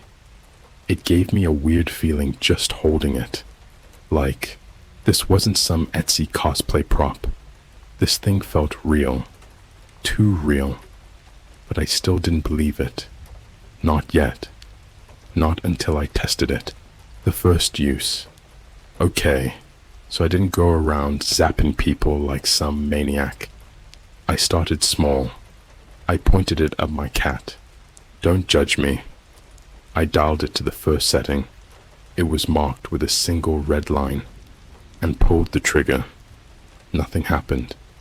My cat just blinked at me and walked away. So then I figured, alright, maybe it's a prank toy or a stun gun that doesn't work. Whatever. But the next morning, my cat didn't know who I was. Like, actually didn't know me. She hissed at me, ran under the couch, refused to eat out of her usual bowl, didn't respond to her name. It was like I was a stranger in my own home. And that's when the dread started to settle in, like deep, stomach pit kind of dread, because I thought back to that item description, cleanse and reassign capable. That wasn't sci-fi talk, that was literal. This thing could wipe memory, and maybe even replace it, but I needed to be sure, so I tested it again, this time, on a person. You ever feel like you're standing at the edge of something? Like, if you take one more step, you're not just going to fall, you're going to vanish. That's how I felt the moment I realized what I had. This wasn't some Reddit ARG or creepy TikTok trend where you pretend you found a haunted VHS. This was real, tangible, dangerous. I kept telling myself it was just coincidence, that my cat acting weird was just her being, well, a cat. But deep down, I knew. Something in my bones told me that whatever this Asset 06C was, it wasn't made for public hands. It wasn't made for anyone sane. And I wasn't sane anymore. The wrong target. I didn't go straight for a stranger. I couldn't. Even with all my intrusive curiosity, I'm not a monster. Or at least, I wasn't. But there was someone I could try it on. Someone who wouldn't notice a thing. My uncle. I'm not gonna name him, but he was already deep into dementia. Lives in a care facility outside of town. Barely remembers what year it is most days. The man raised me after my dad dipped, and my mom went full cult mode into her crystal pyramid MLM phase. He used to be this brilliant engineer, the kind who could build a radio out of a toaster, and now he doesn't even remember my name. So yeah, I told myself, if this thing is real, maybe I can use it to reverse his memory loss. Maybe it's not just a wipe.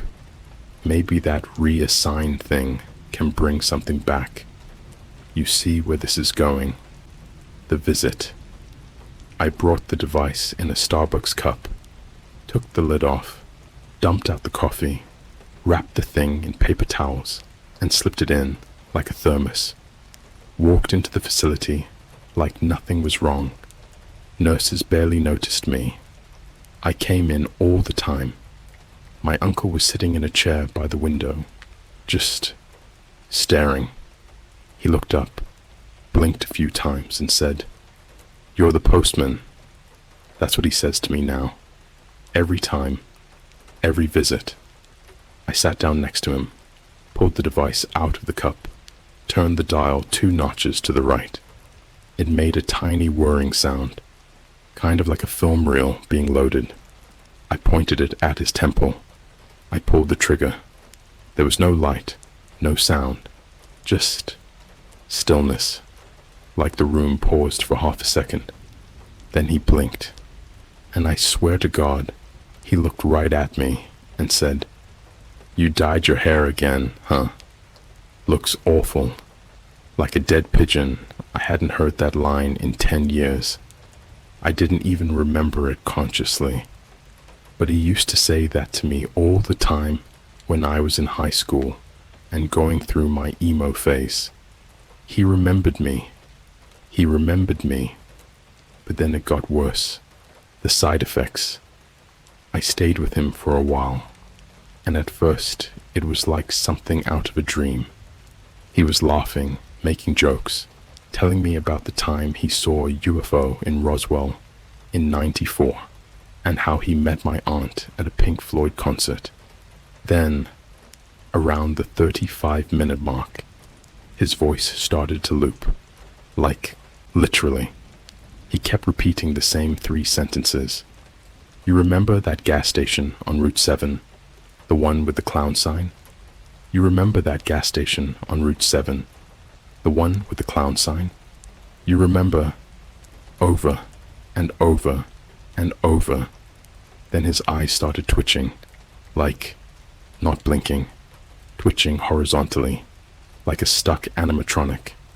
One of the nurses came over and asked if he was okay, and he just kept looping the sentence, louder and louder, until it turned into screaming. I left. I walked straight out and didn't say a word. I went home and just sat in my car for 2 hours in silence. No music, no phone, just that sentence echoing in my ears. He's still in the facility. They had to sedate him. He's locked in that loop, still repeating that gas station story. The doctors think it's a sudden neurological relapse. I know the truth. The forums, I went back to the site that night. The dark one, the hourglass bookmark. Only this time, there was a new tab at the top of the screen. Integration reports. Inside were logs, not mine. Logs from other users. Real people, real stories. One of them was labeled 06C, Urban Trial, Barcelona. I clicked it. It was a full transcript of a military test conducted in Spain, 2013. They deployed Asset 06C on a protest crowd near Plaza de Catalunya, used it to pacify over 400 individuals. All of them reported short-term amnesia, with 39 of them experiencing psychotic memory loops and 11 fatalities from cognitive collapse. They covered it up, blamed it on a gas leak. I remember the news stories. I just never questioned it before. There were more logs. Asset 0, 6C, prison field test, Philippines, 2015. Asset 06C, school recovery simulation, Texas, 2017. Asset 0, 6C, civilian domestic altercation, private contractor trial, 2021. This device had been tested in the real world, on us, and now I had one in my desk drawer. The basement incident. You think this is the part where I destroy it, right? Number. Something inside me shifted. I started wondering what else it could do. What else I could make people forget. What I could make them remember. Or worse, fabricate. I needed a clean test subject. Someone I wouldn't feel guilty about. And that's when I thought of him. There's this guy in my apartment building, lives in the basement floor unit. Absolute creep. Never talks. Leaves rotten food outside his door. Has like 10 different locks on his door, and this god-awful humming sound always coming from his place. I knocked. He opened the door, and I swear the smell hit me like a punch to the lungs. It was like mold, sour milk, and something metallic. His eyes didn't even look at me. They looked past me. I held up the device. He blinked. I'm with maintenance, I said. We're testing electrical memory load. Just stand still. He didn't question it. He just stood there. I turned the dial to the 5th notch. Full cleanse. I aimed it. Pulled the trigger. His mouth opened like he was about to scream, but no sound came out. Then he fell forward, collapsed, twitching, not seizing, twitching, like a puppet with the strings yanked too hard. He started repeating names, random names. Angela, Marco, 17, purple stairs. Angela, Marco, 17. I looked around his apartment. There were photos on the wall. None of them had faces. All the people in the pictures, birthday parties, weddings, picnics, their faces were scrubbed, blurred, like someone had taken a belt sander to the images, but everything else was in focus. That humming sound, it was coming from a black box in the corner. Same symbol as the device. He had one too. I wasn't supposed to have it. When I got back upstairs, the bookmark was gone. I refreshed. Nothing. I checked my cookies, cache, DNS history. Nothing. Then I got an email. No subject, no sender, just a line of text. You were never meant to access this product. Containment measures activated, and then my lights went out. All of them. My phone powered off. Laptop dead. Wi-Fi router fried. Every single electronic in my apartment bricked. Then someone knocked on my door. Not once. Not a normal knock. It was in a pattern. 3, 1, 3, 3, 2. I didn't answer. I didn't even breathe. After about 2 minutes of silence, I heard footsteps walking up the walls. Like gravity didn't apply. Like something was crawling sideways across the ceiling just above my bed. I don't remember what happened after that. I woke up at 4:17 a.m., face down on the kitchen floor, bleeding from my nose. The device was gone, and my cat was sitting next to me, staring like she remembered everything. After the knock, after the crawling, after the blackout, I thought it was over. Like maybe they took the device back and let me live with the leftover rot in my head. I hoped I could just pretend it didn't happen, move to some dusty town, delete all my accounts, grow a beard, and disappear. But that's not how this story ends. Not even close. Because whatever I invited in the moment I clicked that ad, it was just getting started, and I was already deep in the clean room. What is the clean room? Okay, so no one tells you you've entered it. There's no welcome screen, no tutorial. No, you are now in phase 2 pop-up.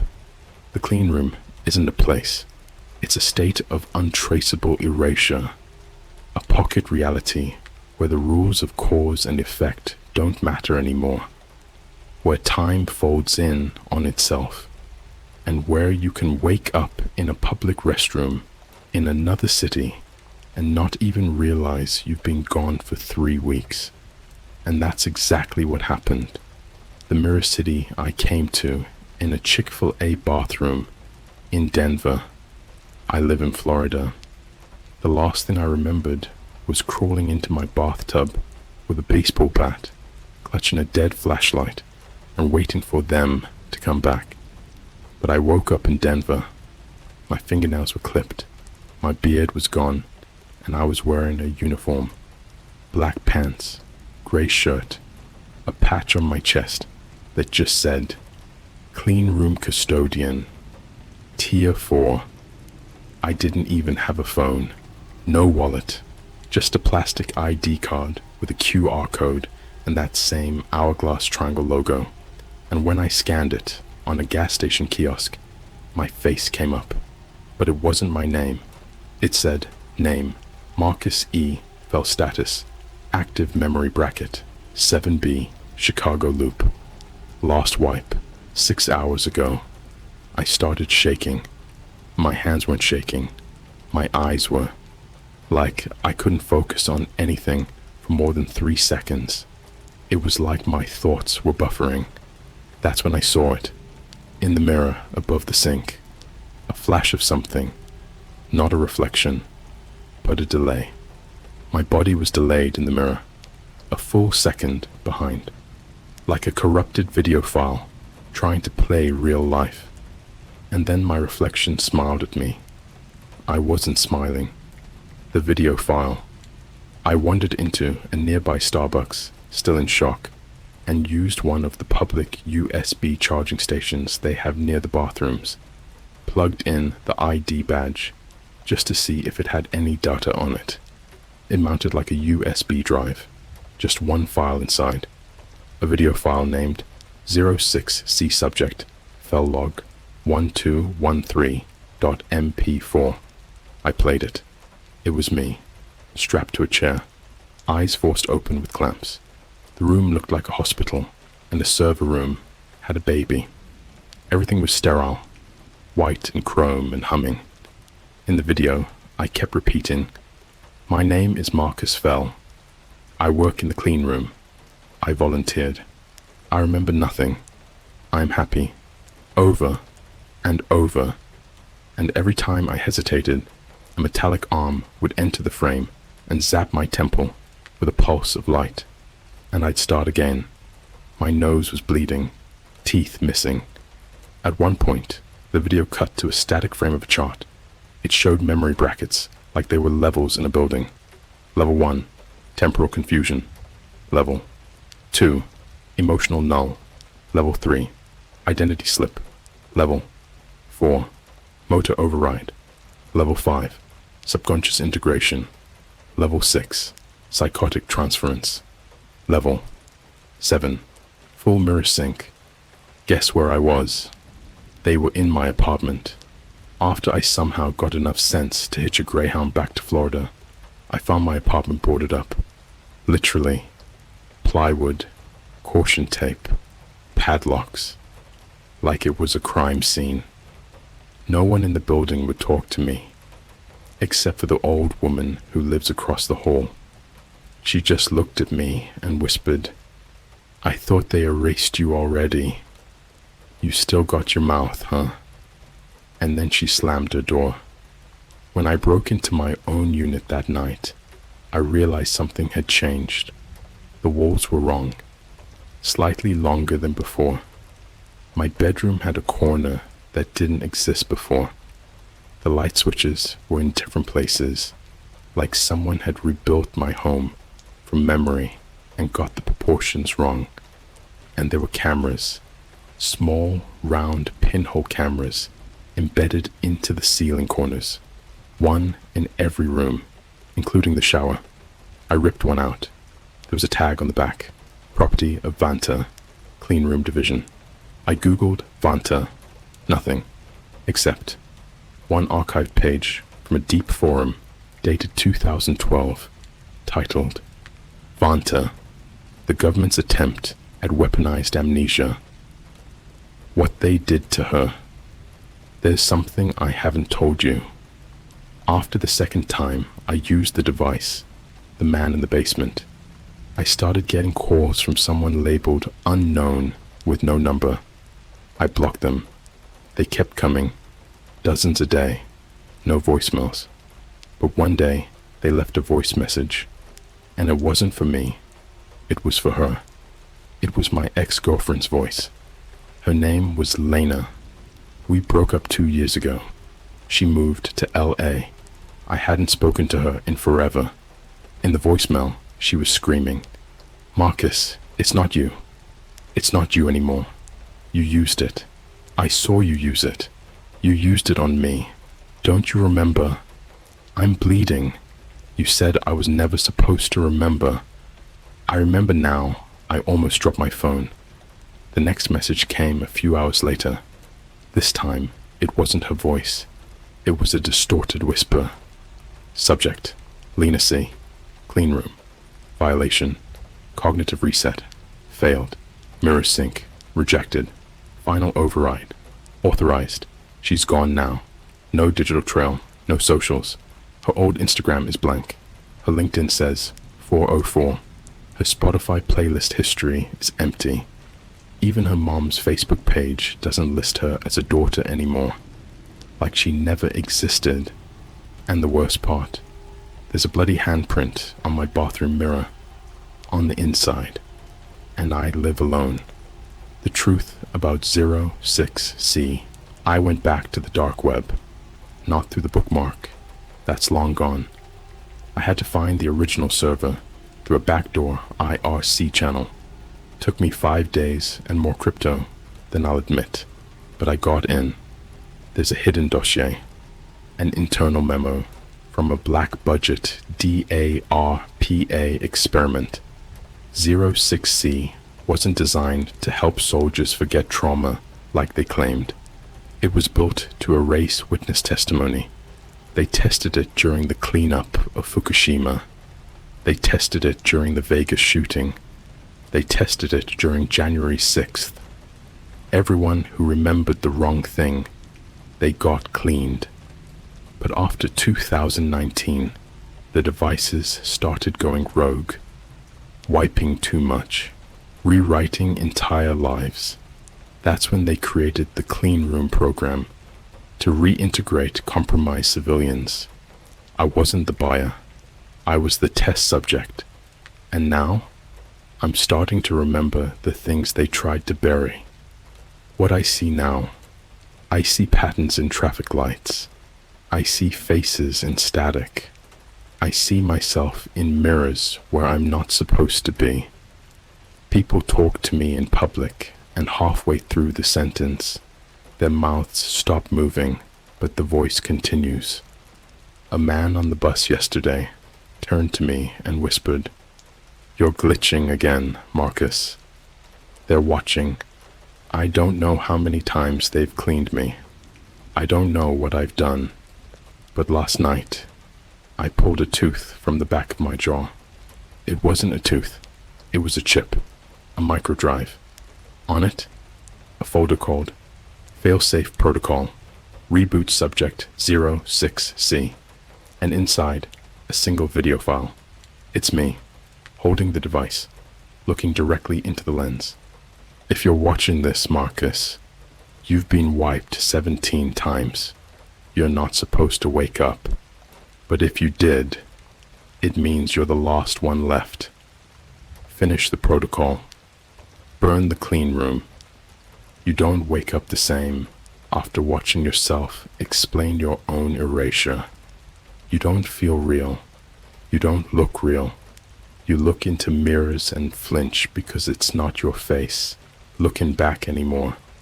You breathe and it feels performed, like you're playing a role, like the air isn't yours to take in. And worst of all, you start to hear your own voice when you're not speaking. After I watched that video from the microdrive, the one hidden inside my jaw like some meat-wrapped flash drive, I stopped pretending. I stopped hoping it was all a dream or an experiment or some government prank. This wasn't a secret program. It wasn't a glitch. It was a cleansing, a reset, a burn, and I was next, unless I finished the protocol first. Reboot subject 06C. There were 4 files inside the folder after the video. I don't know how they decrypted. Maybe just me watching the footage triggered it. Each one was marked with a code name: Gateway Mirror, Void Cleanse. Each one more horrifying than the last. Each one a step in something they never expected me to figure out. They never expected subject 06C to wake up, let alone fight back. So I followed the protocol. I burned the world from the inside out. Step 1. Gateway. I took a bus to Baltimore. Don't ask me how I knew where to go. The address was carved into the side of my boot, literally stitched into the rubber sole like an industrial label. When I got there, I found the building. It was disguised as a laser eye surgery clinic. From the outside, just another gray slab of a strip mall. But inside, a cold zone. No radio, no cell signal, no Wi-Fi. The front desk girl didn't even look at me, just handed me a tablet with a smile that was a few degrees off human. I tapped the tablet once. It flashed white. And then I wasn't in Baltimore anymore. I was underground. I was in the clean room proper. The clean room facility. Imagine this. Fluorescent lights that flicker in Morse code. Hallways that repeat themselves like a maze built by a schizophrenic architect. Photographs on the walls of places that don't exist. Like a McDonald's inside an airplane hangar. Or a Starbucks where the baristas all have no mouths. The floors hum. Not from electricity, from memory pressure. That's the only way I can describe it. Like every step echoes with a version of you that never existed. People walk around in identical uniforms, heads down, silent. They don't blink unless something goes wrong. I saw one guy stare too long into a security camera and start convulsing mid-stride, like his entire brain had been rewritten live. I moved past them. I blended in. My ID badge, the one from Denver, still worked. Still said, Tier 4 Custodian. I used it to access the gateway terminal. The terminal was a metal sphere, suspended from the ceiling by cables. No keyboard, no monitor. You interface with it using thought. The moment I stood in front of it, I heard my own memories begin to play out loud. Not just in my head, out loud, like a speaker inside my skull. My first kiss, my last fight, the time I broke my brother's wrist, the time I thought about killing myself and never told anyone, all played back in reverse, unraveling me. Then it stopped, and the sphere said, Gateway open, mirror engaged. I turned around, and I saw him. Step 2, mirror. He looked exactly like me, but cleaner, healthier, confident. He wore a suit, perfectly tailored. He smiled without blinking. And when he spoke, it was my voice. But not a recording, not AI. My actual voice. The version of me that never bought the device, that never clicked the ad. He walked right up to me and whispered, "You were the glitch. I'm the backup." And then he reached into a chest and pulled out the original 06C, the memory wipe device. Except this one was different. It pulsed like a heart. It had flesh. It was alive. Not mechanical, biological. He aimed it at me. I didn't think. I grabbed the nearest emergency fire axe off the wall and swung it into his face. He didn't scream. He just glitched, like a corrupted 3D render. His skin peeled back and reformed, flickering between versions of himself. Me in high school, me in college, me as a child, me with my uncle, me holding Lena's hand, me drenched in blood, smiling. I kept swinging, kept chopping. I didn't stop until his body collapsed into binary ash, not flesh, not bone, just data. Step 3. Void. I retrieved the 06C device from his body. It was still beating, like a heart made of plastic and trauma. I turned the dial to the final setting, the one that had no label, just a black line etched into metal. I pulled the trigger. The room shattered. Not exploded, shattered, like glass. Reality folded inward. The lights tore open like wounds in the ceiling. I dropped through a floor that didn't exist. I landed in void. Void is not a place. Void is the absence of memory. It's a prison made from the minds of everyone who's ever been cleaned.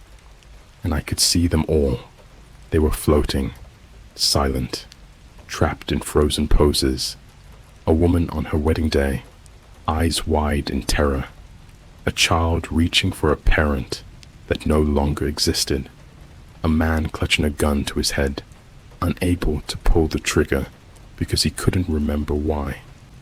I walked through them. They watched me. Some tried to scream, but they had no mouths. Others tried to move, but they were frozen in memory stasis. Then I saw Lena. She was at the center of the void, suspended in mid-air, bleeding from her eyes, holding a mirror, and inside the mirror was me, standing over her with the 06C in my hand. I did this. I wiped her. I burned her, because they told me to. And then I heard it. You are subject 06C. Burn the clean room. Burn the evidence. Leave no trace, including yourself. Step 4. Cleanse the final file on the microdrive activated. Everything around me started unraveling. The floating bodies shattered. The void cracked open like a shell. The mirror in Lena's hands exploded, sending glass that wasn't glass slicing through the darkness. And I saw the core. A pulsating mass of wires, nerves, screens, and faces. Faces of every person who had ever been erased. All of them screaming in silence. The clean room wasn't a place. It was a brain, a hive consciousness, and I was its final command. The only way to destroy it was to let it in. So I turned the device inward. I aimed it at myself. I turned the dial past the final notch, a setting that didn't exist before. It whispered, cleanse, system reboot, subject erase. Warning, this is a one-way procedure. Proceed. I pulled the trigger. What I saw in the final second, I saw everything. I saw the first test of 06C in the 1980s, a Cold War black site where prisoners of war were made to forget their own languages. I saw Project Lambda, the operation that used the device on entire school districts to erase active shooter drills that went wrong. I saw myself, over and over, used as a vessel, a wipe test, a vessel for memory compression, living dozens of lives across dozens of cities, each time forgetting, each time being reset. I was never a man. I was never Marcus. I was a storage unit for human experience, a mirror, a weapon, and now, finally, I'm empty. Or so I thought. I woke up this morning in my bed, just like normal. My cat was alive. My phone worked. No cameras, no glitches. Everything looked fine. But when I checked my contacts, every name was listed as subject unknown. When I looked in the mirror, I saw his face, the one I killed in the clean room. And when I went to the fridge, there was a note stuck on it, written in my handwriting. You finished the protocol, but they kept the backup. You were the reboot. They never needed the original. The clean room isn't gone. It's everywhere now. When your mind is nothing but broken glass and recycled memories, there's no such thing as a beginning anymore. There's only the point where the screaming starts, and the part where you realize it's your voice. You think I'm done. You think I burned it all. You think finishing the protocol means it's over. Number. Finishing the protocol just means they hand you the scalpel, and now it's your turn to make the cut. The glitch days. 3 days after I woke up in my normal life, things started glitching again. The time on my phone would reverse. I'd be at 4:37 p.m., blink, and it would say 12:01 a.m., then 13:13 p.m. I'd try to type something into Google. Anything, even something dumb like why do mirrors blink when I do? And the keyboard would rearrange itself into a grid of teeth. That's not metaphor. Actual human-looking teeth. I couldn't sleep, because the moment I closed my eyes, I'd see versions of myself, each one more mutilated than the last, whispering things backwards. Things like, E.T. more, Call B, Seek ni peek, Eat Shretso P. You're not a reboot, you're a cage. They fed you to us, Marcus, and we're still hungry. Social started deleting me. TikTok, user not found. Instagram, your account violates community guidelines. LinkedIn, you never worked here. Even my bank flagged my name as fraudulent. I walked into Chase to sort it out, and the teller looked at me like I was already dead. Sir, this ID isn't real. This photo doesn't exist. You need to leave. Now, I hadn't shown her anything yet. She called security before I even opened my mouth. The surveillance static. My apartment changed again. The doorbell camera I never installed. It blinked red now. Constantly. My microwave started showing surveillance footage instead of numbers. At first, it was just hallway angles. But then I noticed the footage was from my building, but it was from a week in the future. I saw a girl I've never met yet knock on my door. I saw myself answer, but it wasn't me anymore. He had my body, my face, my clothes, but he was smiling too wide, smiling in a way I never do, like he had a secret he couldn't wait to cut open. Then I watched him kill her, on the microwave screen, in 1080p, and I did nothing, because it hadn't happened yet. The return of the device. 3 nights later, the device came back. I found it on my pillow. No note, no explanation, but it wasn't the same one. This one was wet, warm, organic, covered in what looked like nerve endings and stained fingerprints. When I touched it, it shivered. Then it spoke in my voice, but the wrong tone. It sounded like me if I was submerged underwater and laughing. Protocol complete. Black room unlocked. Subject 06C elevated to overseer tier. And then a door appeared in my hallway. I live in a 1-bedroom. There is no hallway. But that night there was. And the door was breathing. The black room. You want trauma.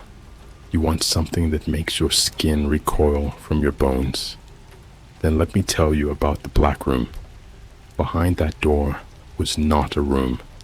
It was a timeline graveyard. Every version of me that ever lived was inside. Some were fine. Most were screaming.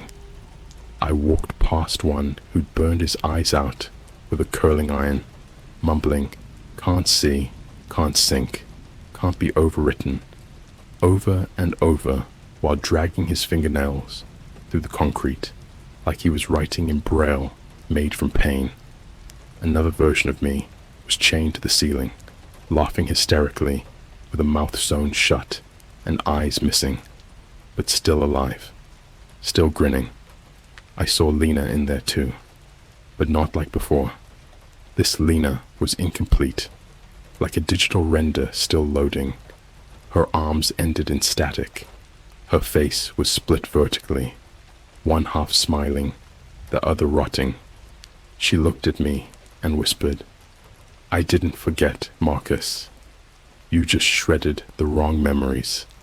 And then she screamed with a dozen voices, all layered and echoing in reverse. I found the overseer. At the end of the black room was a chair. It wasn't made of wood or metal. It was made of collapsed lives, Polaroids, passports, teeth, wedding rings, broken glasses, half-smoked cigarettes, hospital wristbands, a throne made of what people forget. And sitting in that chair was a man who looked like a rotting god. Eyes that had no irises, just spiraling barcodes. A smile tattooed onto his skin, stretching from ear to ear. He spoke without moving. "You are not the first. You will not be the last. You were built to fail. And in failing, you activated us. You are not the burn protocol. You are the virus I tried to run, but my feet weren't mine anymore. I tried to scream, but my mouth opened and another voice came out. Something ancient, something digital.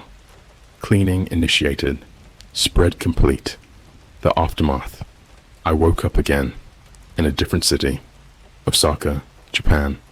My arms were bandaged in barcodes. I spoke fluent Japanese, though I never learned a word of it.